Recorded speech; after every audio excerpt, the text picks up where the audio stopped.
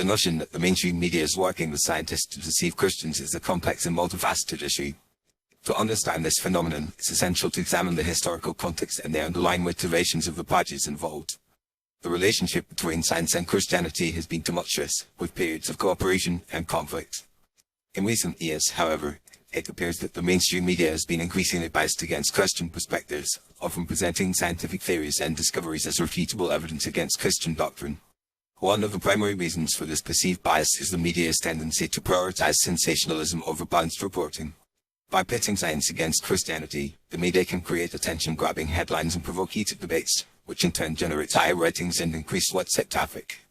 This approach not only fosters a divisive and adversarial atmosphere but also undermines the credibility of both science and Christianity. Scientists, eager to promote their research and secure funding, may be complicit in this process as they often rely on media coverage to disseminate their findings and gain recognition. The theory of evolution, in particular, has become a lightning rod for controversy, with many Christians perceiving it as a direct challenge to their faith. While evolution is widely accepted within the scientific community as the most well-supported explanation for the diversity of life on Earth, some Christians interpret it as an attempt to supplant the biblical account of creation.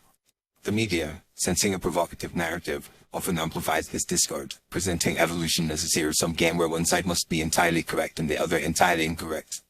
This binary approach ignores the fact that many Christians accept evolution as a scientific theory while still maintaining their faith, and that some scientists are also people of faith who see no inherent conflict between their spirituality and their profession.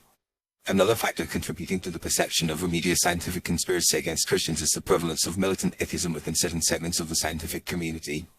A vocal minority of scientists, often with significant media followings, have made it their mission to promote atheism and ridicule religious beliefs. This has created an environment in which Christians may feel besieged and marginalized, leading them to suspect that the media and scientists are colluding to undermine their faith.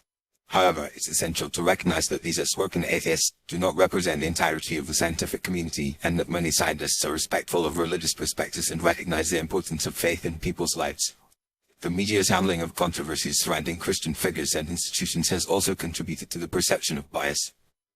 When Christian leaders or organizations are involved in scandals or express views that are deemed unpopular, the media often gives these stories extensive coverage, which can create the impression that Christianity is inherently flawed or hypocritical. Conversely, when scientists are involved in controversies, such as research misconduct or conflicts of interest, these stories may receive less attention, leading some to believe that the media is more inclined to criticize Christianity and science. Ultimately, the relationship between the mainstream media, science, and Christianity is influenced by a complex array of factors, including commercial interests, ideological biases, and societal trends. While it's inaccurate to suggest that there is a deliberate conspiracy between the media and scientists to deceive Christians, it's clear that the current media landscape often presents challenges for Christians who seek to engage with scientific issues in a nuanced and respectful manner.